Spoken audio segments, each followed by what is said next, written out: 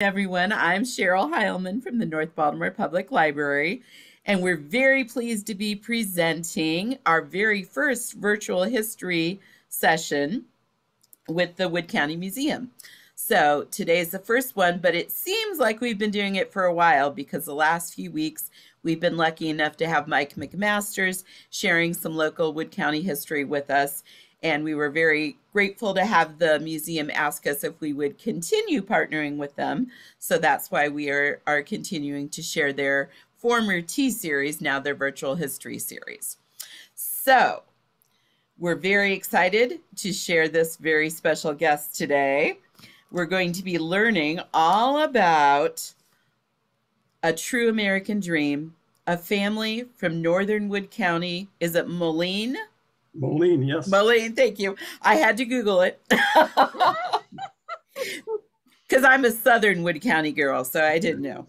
At any rate, from Moline, a family, Dan Gross started D.D. Gross Motor Sales in Moline, and he and his wife and three brothers started this car dealership where they sold such fabulous automobiles as Whippets, Clippers, and my personal favorite, Larks. I wish that I could say I'd driven a Lark, but I have not. So I'm very excited to welcome our presenter today, who is a true insider. Not only is he a current member of the Wood County Historical Society Board of Directors, he is also a member of the Gross family. Let's make a great virtual welcome to Scott Gross. Thank you. Okay. I think I'm all up and running now. So I think hopefully I can share screen.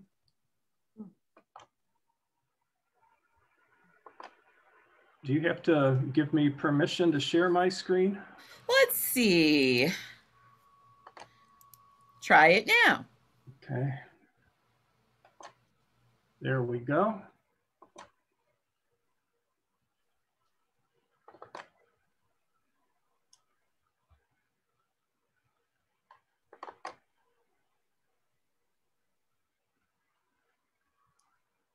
Is it sharing? It looks like it's coming. It says you started. There we go. And I'm gonna make it larger here, so. Okay, hopefully it's still sharing. Perfect. Excellent. Oh, and a question before I start too. Were you recording this for? Yes, we are. Excellent. We're planning to share it on our YouTube channel after today. Okay, good. Okay, so my name is Scott Gross, and I grew up in Moline, which, yes, is in northern Ohio or northern Wood County. And my family had a Packard dealership or a car dealership with many brands over the years that started in 1918 and closed in 1972. And we always referred to it as the garage. You know, we're going to go up to the garage and go see Grandpa. And so we'd ride our bikes up there in the late 60s and we'd go, you know, look around and talk to Grandpa and Uncle Ted. And it was a lot of fun for us kids. We always came home dirty. So my mom would get mad if we had good clothes on when we went up there. But the business was really winding down by this point. They still operated as a mechanic's garage and a paint shop. But at this point in time, the business was winding down. They really weren't selling any cars anymore. They might still sell a used car off the lot. But the main showroom had sat empty, hadn't had a car in it for years, and was just kind of dusty. So really, by the time I was going up there, the business was just a fragment of its former self. But it was always a lot of fun, and I knew that there was a big part of the history of Moline and maybe even a little bit of the history of Wood County. And so about 20 years ago, I thought, you know what? I'm going to write a book about the dealership. I'm going to start talking to people that worked there, did business there, were friends of the family, and I'm going to collect stories. And I have a lot of different photos and automobilia, and I'm going to put this together in a book. And so I started, and I got pretty far on a manuscript. And then things get busy with Cub Scouts and Little League and so forth. And so I kind of gave up on it for a while. Well, about a year ago, I decided, you know what, it's time to dust that manuscript off and start in on this again and see what I can do. And I'm actually kind of glad that I waited, because with being able to do online searches and different helps from websites, I think it's going to be a better product when it's done. So I'm kind of glad to get re-engaged on this, and this PowerPoint is kind of a, gives you a synopsis of what the book will be all about when it's done. And will I find a publisher? I don't know, but at least I'll have it for family members. The bittersweet part about this, though, as I've been going back through this here 20 years later, an awful lot of the people that I interviewed have since passed away. And so, you know, I feel kind of sad that maybe they won't all see the final product, but I'm glad that I've have their stories and I'm able to share them with people today. So, okay, so a few quick facts. Dan Gross was born in Moline, Ohio in 1899. He started selling automobiles with his uncle Frank Schreiber in 1917. In 1918, he started D.D. Gross Motor Sales, selling Willys Overland products. In the 1930s, they sold a large variety of automobiles, as you can see, and had multiple locations besides Moline. They had a gas station and repair shop in Walbridge that sold Chevys, Pemberville, Gibsonburg, and Moline. By 1939 through 47, Dan was a county commissioner, and he was very active in politics all along, but that was probably his biggest accomplishment from elected standpoint. In 1940 was the year that they started selling Packards. 57, as Packards phased out, they started selling Studebakers. In 62, Dan passed away, but the business continued, and the business continued until 1972. And it was a family business. So it was started by Dan, but his wife Muriel was, you know, his partner in life and his business partner as well. And she handled a lot of the business and accounting roles. She also met with customers and made them feel welcome. She dressed professionally and was always quite proper. And it was even said that when she would walk through the garage, she was oblivious to the grease and dust of the shop. I didn't know Dan because he died before I was born. But years ago, Richard Eckerman had shared with me a story that I thought probably kind of summed up his personality. And according to Richard, I bought a brand new 1960 Lark off the showroom floor from Dan. Dan was very professional and not a high pressure salesman. He showed me the car and some of the features, but then he just started talking. We talked about everything. He was just telling me stories, but we talked about everything except for the car. After about 10 or 15 minutes, he looked at me and he said, "Now, what do you think? Have you made up your mind?" I had made up my mind and I bought the car. So the other two brothers that in time joined the business was Ted Gross and then Chuck Gross. And Ted Gross was the body shop master. And Ted was basically an artist who could reform the damaged auto body to the original contours using melted lead and sheet metal patches. Mixing paint colors was also an art in which Ted was exceptional. In the early years, paint on cars would oxidize and fade, and Ted was able to mix and match paints to match the colors. Brother Chuck was more on the business side of the company. He initially was the parts and service manager. He did sales, and ultimately he was the president of the organization. And Chuck was also the only brother that served in World War II. Then there was my grandfather, Frank Gross. And Frank was very gifted in repairs. He started out as the mechanic. He became the chief mechanic for the shop in time. And he had quite a strong mechanical aptitude. This is Frank with his 1931 Willys Model 97. And one thing about Frank, he was known for his grandpa jokes. And an example of one is Frank had a Studebaker, and he said that he had 455 air conditioning, and that was 4 windows rolled down at 55 miles an hour. The funniest thing about that, though, is Grandpa Frank never drove over 45 miles an hour. So, and interestingly, kind of as an offshoot of his mechanics of cars, he had an interest in airplanes. And in this picture on the top, it's not Frank, but it's actually his partner, Cyril Wagner. And Cyril Wagner was a friend of Frank's. And in the fall of 1928, they went to St. Louis for flight school. And so when they got back in time, they purchased a biplane together, which is the one you see here. It was entitled The Lake Breezes after the school newspaper for Lake High School. And the picture down below is the plane sitting at the Transcontinental Airport located near Lake High School, later called the Metcalf Field. And Frank would take his little camera up with him, and I have no idea how you could take pictures and fly a plane at the same time, but it seems that he did, or maybe Cyril was flying and he was taking pictures. But he did take pictures of BGSU campus around the early 1930s as the top picture. And then he also took a picture of the E.M. Gross farmstead that was on just south of Moline. My grandmother, Grace Gross, made the comment to me at one point that on my 21st birthday, Frank took me for a ride in his biplane. The engine was loud, but the biplane was very thrilling. I'm actually surprised that my mother would let me go up in it.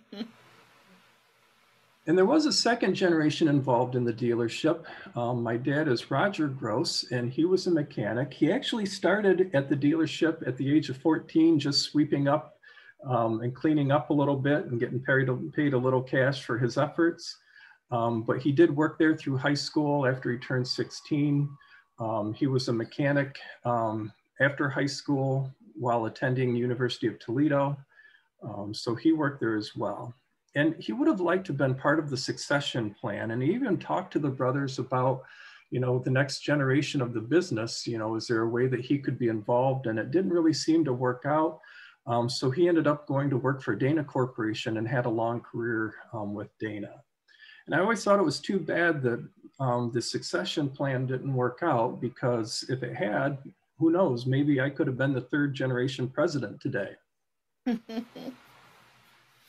So the story begins actually in 1917 with the Frank Schreiber garage. And so Dan began his career in 1917 working for his Uncle Frank. And so he was about 18 years old at the time. And Frank Schreiber actually had a very interesting and diverse career all on his own. And in Moline, he was a merchant, postmaster, a railroad station agent, and he was even an infirmary director for 6 years for the Wood County Infirmary from 1894 to about 1901. He began in 1890 selling farm implements and buggies, which may have led to his ability to sell automobiles. And I thought, if you're selling buggies and farm implements, maybe that's your client base for transitioning to automobiles. So this was a picture of his shop that was right on East Broadway. And the pictures in the car, or the cars in the pictures, the two on the left are 1914 Overland touring cars. Oh no, those are 1915. The little car on the right is a 1914 touring car. So that kind of helps me to date the photo a little bit. I found one article in the newspaper about Frank Schreiber, and it was talking about all the different cars that he was selling: Studebaker, Page, Maxwell, and Metz. And he had converted the old evangelical church in Moline to a splendid garage. And so it was true that the wooden church on the corner of East Broadway and now is Moline Martin Road was moved onto his property, and so that the new brick church could be built. And he converted this from a church into a shop and garage for selling his automobiles. And the only advertisement I found from this era was the one that you see here in the picture from 1914, which was advertising a Saxon automobile. Frank died in 1925 at the age of 63, by the way. So he actually did not live all that much longer past this time period. In 1918, D.D. Gross Motor Sales was officially established, and Dan partnered initially with businessman George Taylor, who was about 20 years older than Dan, and he operated a stockyard basically right next to the Frank Schreiber business. And it was found in the newspaper that George Taylor would go to Chicago and buy train car loads of livestock to transport back to Moline. So at first, Dan's business operated out of one of the buildings on George's property.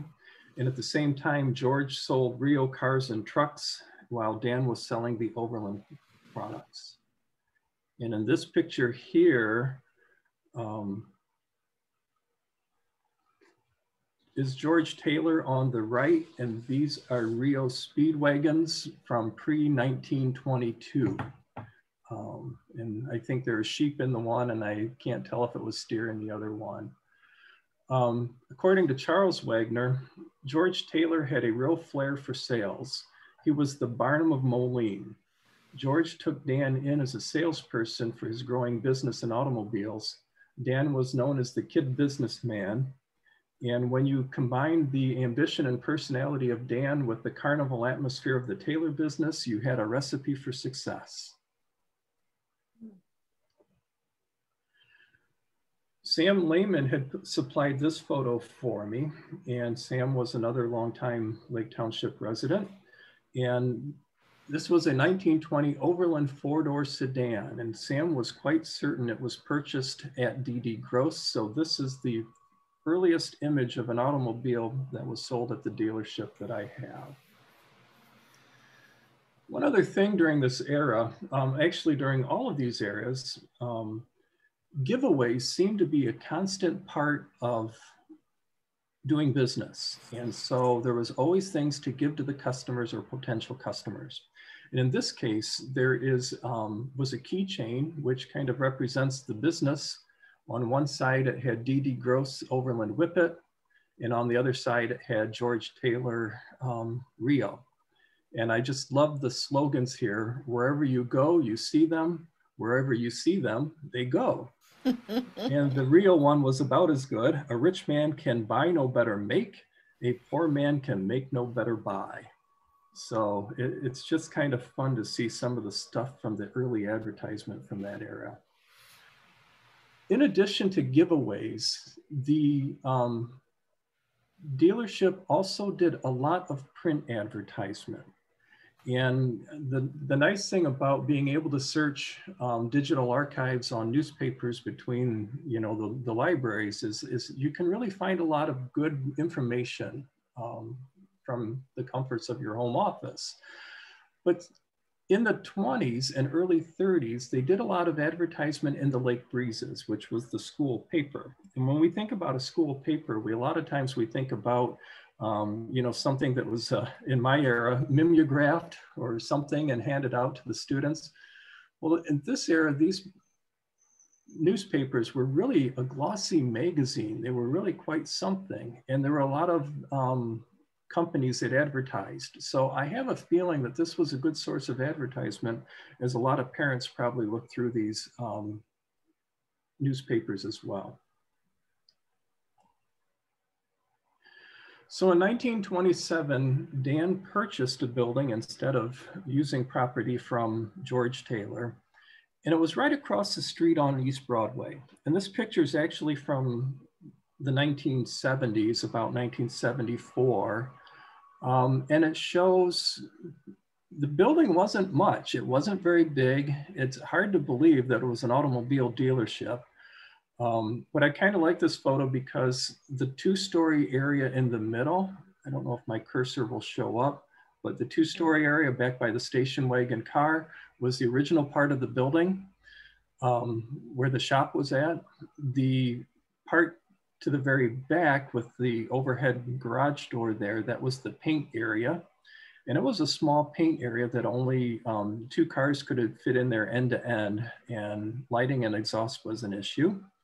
And then the front part of the building was parts, and then the sales showroom up in the very front. So by today's standards, it's a very small building for a car dealership, but it was what they used at the time. And Dan purchased this building from Joe Petersen. And Joe Petersen had the building built in 1925 for his son, Vic. And according to Chuck Gross, the building was originally Vic Petersen's building. Joe Petersen, his father, had to find something for young Vic to do. Joe built the brick building and put Vic in there to run a garage, since that was Vic's ambition. The only trouble was that Vic could fix cars, but it seems he couldn't handle his money. Along the line, he went bankrupt. Joe wasn't about to refinance him, so he sold the building to Dan. So it doesn't paint a really good picture of Vic, but we will circle back around to that because it's kind of an interesting part of the story. So originally the front building had more of like a barn doors on it. And then when they did all of these additions, then it had more of a showroom plate glass in the very front. And as I mentioned, by the 1930s, they were operating multiple locations. They had a place in Pemberville and Gibsonburg and Walbridge. And according to Chuck, they didn't own these places. They just rented a storefront. And just like today, automobile firms, they don't want you to sell multiple brands from one location.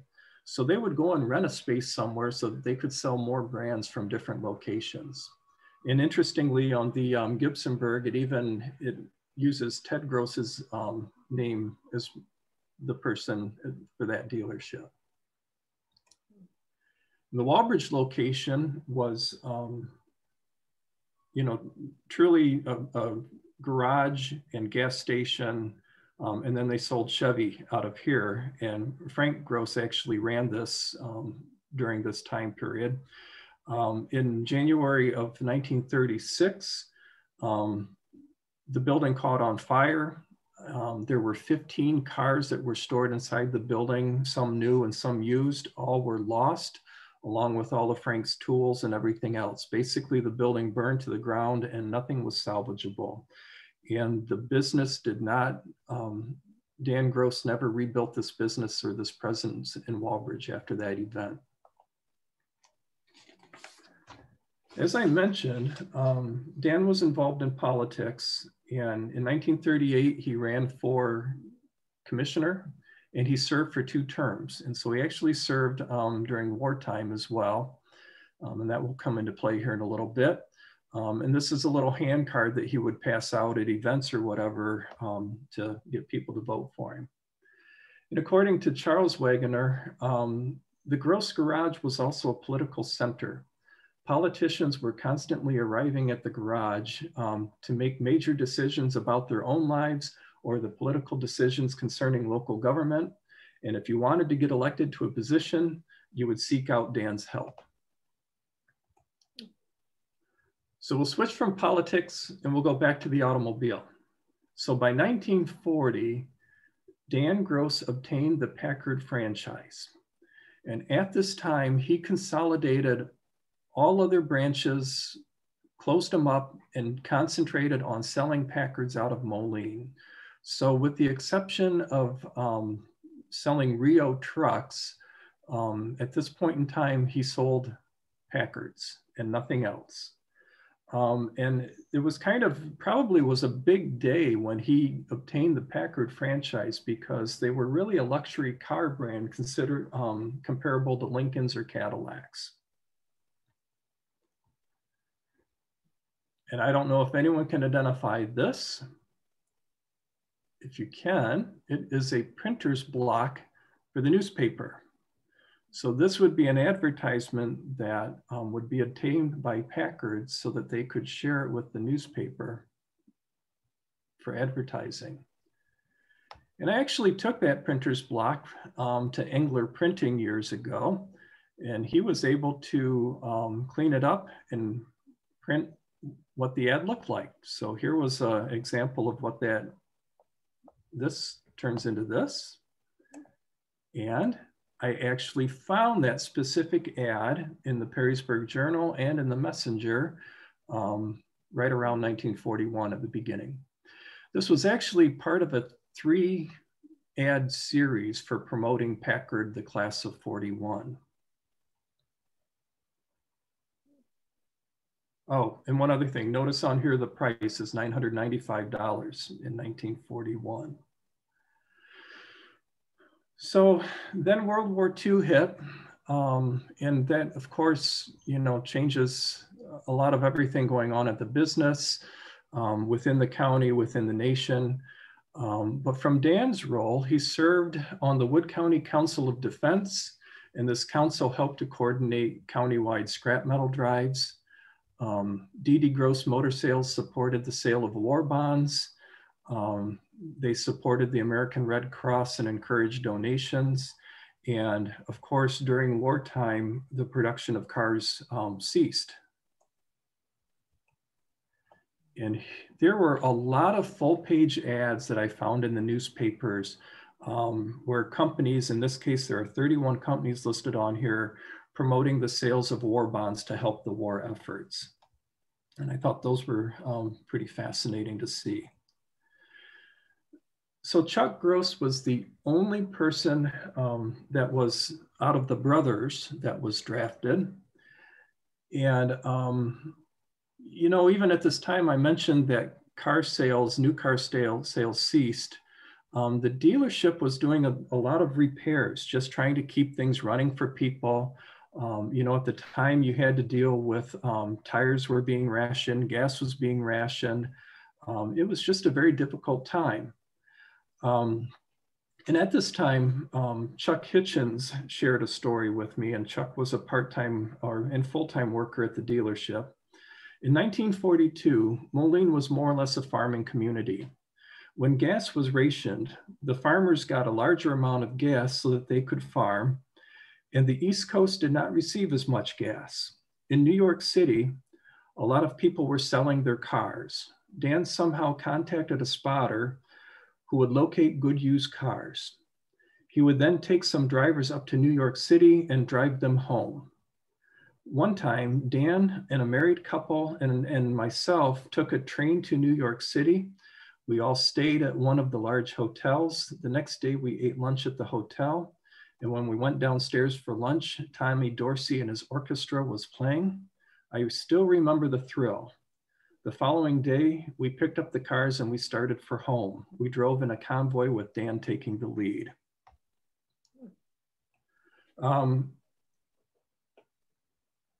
Let's see. Oh, the only other thing that I want to say about this time period, out of the people that I interviewed that were full or part-time employees at the dealership, in addition to Chuck Gross, Chuck Hitchens, Bill Schreiber, Charles Wagner, Sam Lehman, Junior Schreiber, and Irwin Welling all served in the military during the war. And, that's just, it's a high percentage of workers for such a small business. And it surely is indicative of the time, that's for sure. So in the post-war,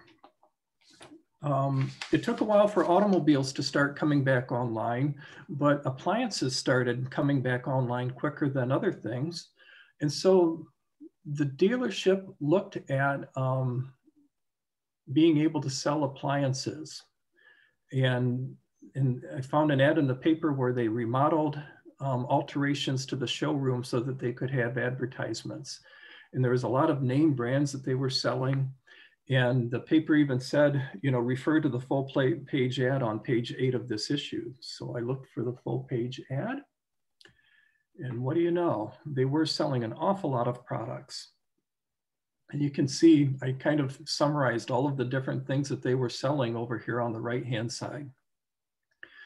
And I look at this list of everything that they were selling during this time period, and I thought, how in the world did they have room for all this stuff inside of that tiny showroom? Now, obviously, I don't think they kept all of the big appliances in there, but you could certainly look at catalogs and order different things. But this was definitely something that this filled a void for the community during that time frame.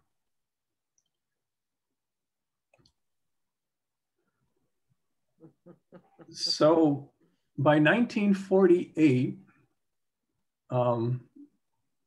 well, I guess the first part, on my research from 1947 to 1957, I kind of summarized a list of all the different types of things that you could buy through the dealership, vacuum sweepers and paint and fishing equipment, a whole variety of things. And during that time period of 47 to 57, I found over 200 advertisements in the newspapers for appliances. But in 1948, they started selling televisions. And a lot of people remembered this time, and Cliff Falls kind of summed it up for me. He said that D.D. Gross was the first business in the area that sold televisions. They began selling televisions in 1948. I can remember that Dan had a television set up in the front window of the showroom, and he would leave it on at night. And people would come and stand outside the store at night so that they could watch the television. And this particular model was in 1948, roughly about $350. So that's a significant sum of money for that time period. So in 1947, Packard resumed manufacturing automobiles in Detroit. By 1948, they were really kicking it into high gear on the production of automobiles. And this was just in time for 1949, which was the golden anniversary of Packard, which had started in 1899. And so when you look at the cars here at 1949, they were still a very upscale looking automobile. And I have another picture here, also from the golden anniversary Packard. And notice the price now from 1941 was $995. To 1949, we're now at $2,238. And for the golden anniversary, if you bought a brand new Packard, you received a commemorative key, which was just specifically for that year of cars. And so there's what the key looked like on the front and the back. During this time of 49, 50, 51, the dealership was really selling a lot of automobiles. And so during this time period, they had received this leadership award, which was basically for sales in their market area. So I thought it was pretty fascinating that they were able to obtain these awards from Packard. One other thing I want to point out too is that from this time period, from 47 to 57, I had found in the newspapers over 100 advertisements advertising brand new automobiles for Packard for the dealership. So they really spent a lot of money on print media during this era. And then by 1951, the body style changed. And so in 1950, the showroom of the Packard, of the D.D. Gross Motor Sales was remodeled. They were bringing in the new Packards, and the emphasis was starting to go away from the appliances. And so you can see here the difference from the 51 model from the 49 model, definitely a new styling change to keep up with the times.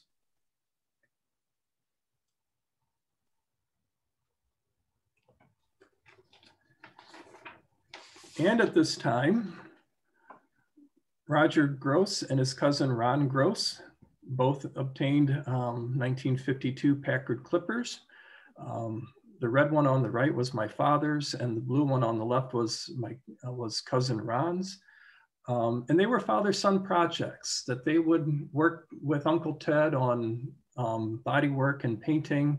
My dad's car was originally a gray car, and they painted it that fire engine red. And they worked on souping up the engines, and so that they could make them go as fast as they could go.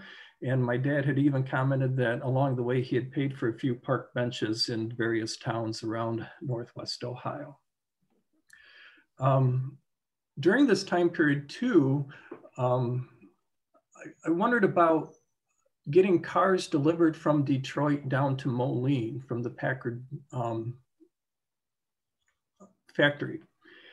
And come to find out, occasionally they would deliver a truckload of cars, but a lot of times they didn't sell enough cars in a given month to obtain a whole semi-truck full.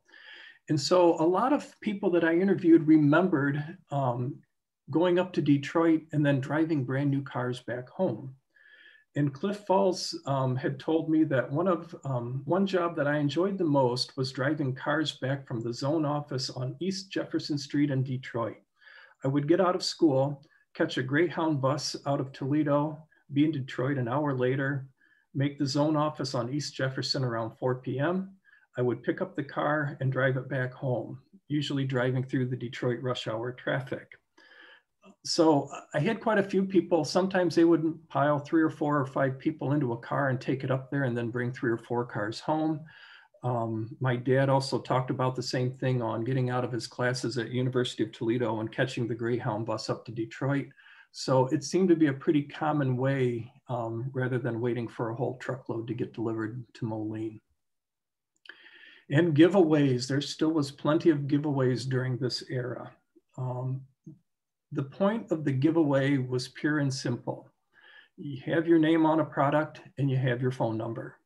And pens, pencils, salt shakers, keychains, matchbooks, everything you can think of. You could put your name and phone number on it, give it out at different events when people stop in, and hopefully that would be something that would help make a sale further on down the road. So by 1957, well, a few things happened. In 1954, Packard and Studebaker formed the Studebaker Packard Corporation. By 1957, they were no longer producing Packards up in Detroit. Some models were produced in South Bend. But then also by 1957, that was the first year that it was announced that D.D. Gross Motor Sales would now be selling Studebakers. And here were some ads from the 1958 era. And notice the pricing. The pricing for the Studebakers were lower than the pricing for the Packards from earlier.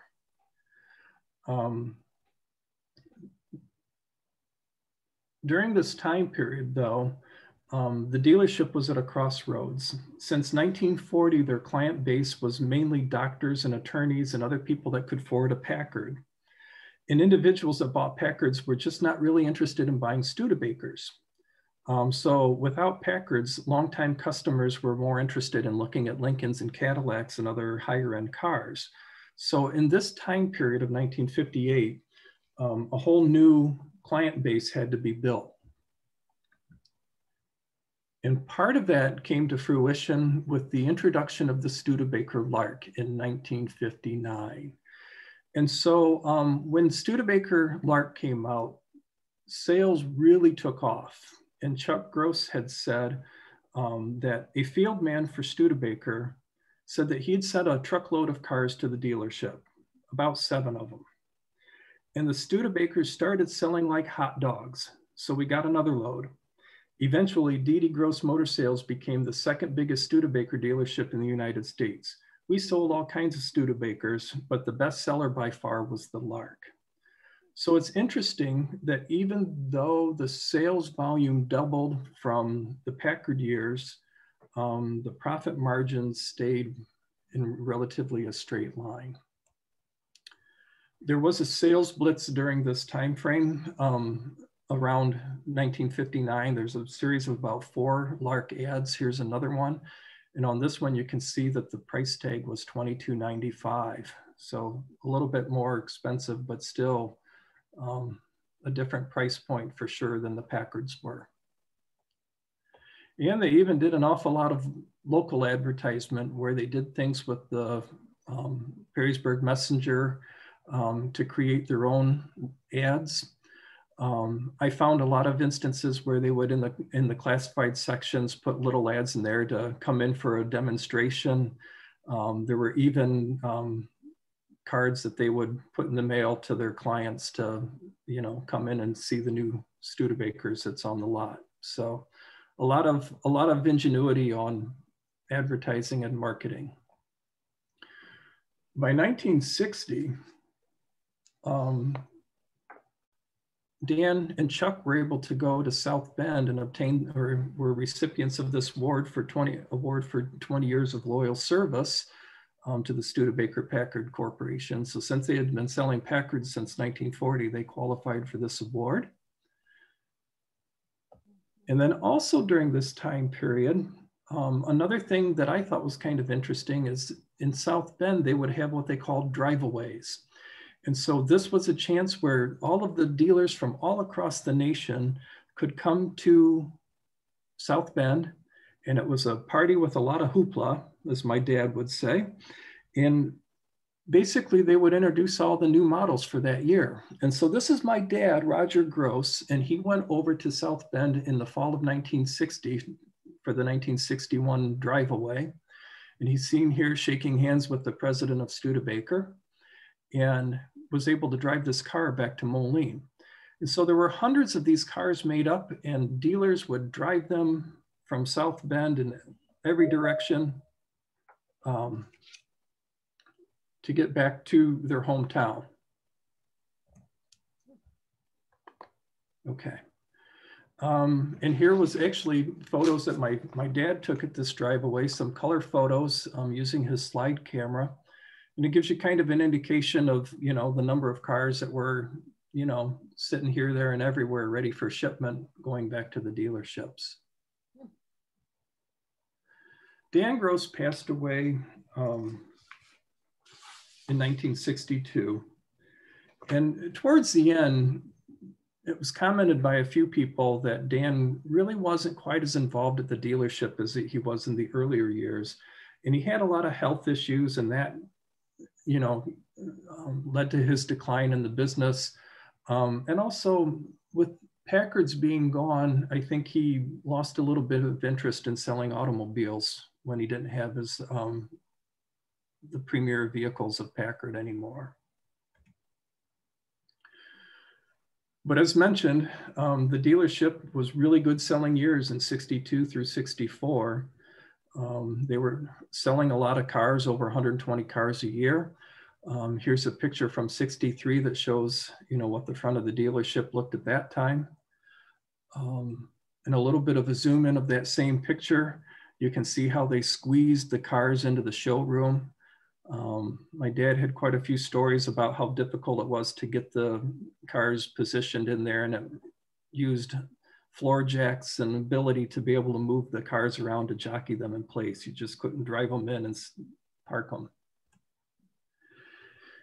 And then by 1964, they stopped making Studebakers in South Bend, and they shifted all production to Hamilton, Ontario, Canada. And there was a point in time in 64 where Chuck Gross and his family was able to go up to Ontario, Canada to go see the factory. They traveled by bus and by train to get there. This photo was taken with a brand new Studebaker up in 1964 at the Hamilton plant. A lot of people ask me, well, who's the other couple standing? You know, Chuck and Ruth Gross are on the left. Who's the people on the right? Well, it was just somebody from another dealership, and they would put 4 people together in the photo. So Chuck didn't even know who that person was. By 1964, they were still selling or still doing print advertisement. This is the last advertisement for a new car that I found in the paper. There could be more from 65 at the Sentinel, but it would probably require me going and looking at microfilm online to see. But I thought it was interesting how the dealership used, all the way from the 20s to the 60s, how they used print media as a means for advertisement. And in 1966, Studebaker ended production. And this was the last year. This was a 1906 Studebaker Cruiser that was purchased by my grandfather. It was one of the last ever made. He purchased it new at the dealership, along with a 1972 AMC Hornet. I learned how to drive in this car. And for those of you that are wondering, yes, this car had 455 air conditioning. So,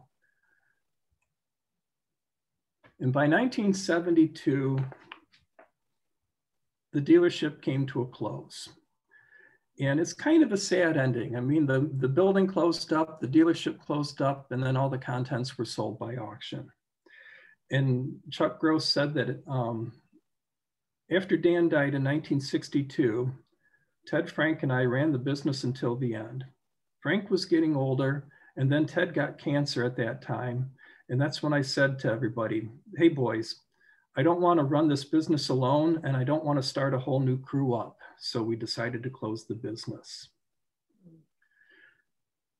So then the building was sold, and guess who bought it? Vic Petersen purchased the building back from the Gross family. And Vic Petersen went on to be a very successful business person in Moline. He operated a repair garage. He even had a welder that was mounted on a truck where they could drive it right out into the field and do welding repairs for farmers. They had Minneapolis Moline farm implements and tractors, wheel horse garden tractors later on. And then he became a major small engine parts distributor. And a longtime employee there was Muriel, who worked as a mechanic for Vic Petersen for, I don't know, 40 some years or 50 years. And he made the comment that V.E. Petersen and D.D. Gross really weren't in competition with each other. If anything, they helped each other when they could, that they would, you know, bring work back and forth, that it was a very cooperative business relationship. And so then Vic Petersen took the building and added on a warehouse and a front counter area so you could come in and buy parts right there at the business. And this picture was taken about 1975 or 1976. And would you believe that the V.E. Petersen Company is still a thriving business yet today in the same location? I took this picture about a year ago. There were various individuals of the Lincoln family, I believe, that bought the business out. And they've been operating it ever since. So it is still a major parts distributor for small engine parts yet today. And what about the Frank Schreiber building? Remember that building from way back in the 1915 photo? Well, that building is still there today too. And as a matter of fact, when I was a kid, the door on the right-hand side was the barber shop. And I went in there as a kid and got my haircut for years. And I had no history or no knowledge of the history of that building.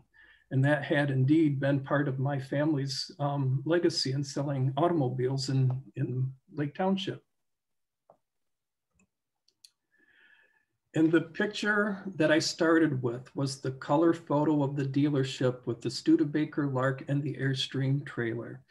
It's my favorite picture because it's my only picture that I have that is a color image of the dealership while it was in operation. And I kind of wondered, where did that picture come from? Well, I had a few other pictures, and they were from an individual named Lloyd Smith and his wife. And Lloyd Smith, when he retired, he was a longtime customer at the dealership. And when he retired, he purchased the Studebaker Lark and had it outfitted so he and his wife could pull this Airstream trailer. And so that was where the picture with Chuck Gross standing in front of the trailer at the very first slide. The thing that I found fascinating about this is Lloyd and his wife would write postcards back to the dealership. And in 1964, I had one such postcard that on the back said, "Having a wonderful time here in Florida. The Studebaker performed very good all the way down. We came through Knoxville and Atlanta with the trailer. We went to Sanibel Island Tuesday and picked up a lot of seashells, the Smiths." And I just thought it was so fascinating that people would actually think to write a postcard back to the dealership from where they bought their vehicle. I can't imagine doing that today. So in closing, in the 30 minutes of this presentation, I have basically covered the entire life cycle of D.D. Gross Motor Sales from 1918 through 1972. And when you think about all of the automobiles, like the Willys Whippets, the Packard Clippers, and the Studebaker Larks, the four brothers really witnessed the evolution of the automobile just by simply doing their job and working their daily job and running a business. And I thought that that was most fascinating. So, you know, you kind of go around the circle here, starting in the top left and around, you know, clockwise. Those were all the kind of vehicles that the dealership worked on during their time period in business. So it's pretty fascinating. I would like to close here. The virtual history series is presented by Edwin and Irma Wolf and Lynn and Betty Wineland. And also the support of the generous T-Card season holders. There are many of them. I won't read all their names, but plenty of people that financially have contributed to this T-series that we're able to do virtually. So. Okay. Okay. Well, thank you. That was fascinating. And I did learn more than just about cars. And I have to apologize to everyone about the mixed up link. I'm not sure exactly what happened, but I'm glad we could work things out. And please tell everyone that we will be posting the recording on our YouTube channel, which if you go to our website, you can find under social media and just click on YouTube and you'll be able to find the video within a day or so, if that's okay with you, Scott. That's okay. Great. So, did anyone have any questions? I would like to point out, Todd's not speaking up, but one of the main contributors of a lot of stories was his father, Charles Wagoner. And so when I had originally requested people to give me stories, he wrote me pages and pages of his memories. So there are way too many to put into here, but it was one of my big contributors. Oh, that's great. Yeah, well, there's one thing, if I could, Scott, there's one thing I'd like to throw out there. That block that you had printed, we had to talk sometime. That looks like that may have been Hadley Printing out of Toledo, which would be the Suitors in my family. I got a whole bunch of wooden printing blocks like that were left over from the Suiter estate. We'll talk sometime because I just wonder, it's such a small, I think they were out of Toledo, but they lived in Maumee, so the Perrysburg, all that connection, it looks very similar to I just wondered if that may be part of the case. It could be. It was something that Ron Gross gave me years ago, and Ted came up with it somewhere and saved it. So that's neat. Great. Well, I hope you have great luck publishing your book. I'm sure we'll be happy to present it here at the library if you ever do get it published. So let us know. Keep in touch. Okay. And thank you to everyone for joining us. And again, share with your friends that they can watch it on YouTube later. And thank goodness for your family, Scott. Without them, this would not have happened. All right. Thank you. Thank you. And I see Marissa has joined us also. Marissa, I didn't know if you wanted to say anything. Hi. Hi. Yeah. So, yeah, sorry about all that confusion, but I don't know what happened. If it was my mistake, I sincerely apologize, but I'm hoping we can get things worked out. Tammy says she has sent you the recurring link for future programs that we hope to be doing. And I can send you the link also for the recording of this if you want to share that too. Yeah, we'll post that up on our social media pages and send that link out in our email blast so that anyone that happened to miss it today, they'll have an opportunity to watch it. Very good. So, well, thank you very much. Thank you, everyone. Thank you so much, Scott. All right. Thank you. Thanks. Thank you, Scott. I really enjoyed it. Good. Thank you. It was good. Pictures. I really enjoyed seeing all the pictures. Really appreciate all of the interviews you did to all the members of the family. The hard part was I had more interviews than I had time on this presentation. That's often the problem, isn't it? How far along are you with your book? About 50%. Wow. Yeah. Yeah. Well, good for you for taking on such a crazy project. Such an ambitious project. Yeah. Okay. All right. I'm going to end the recording and end the program. Thank you. Thank you very much.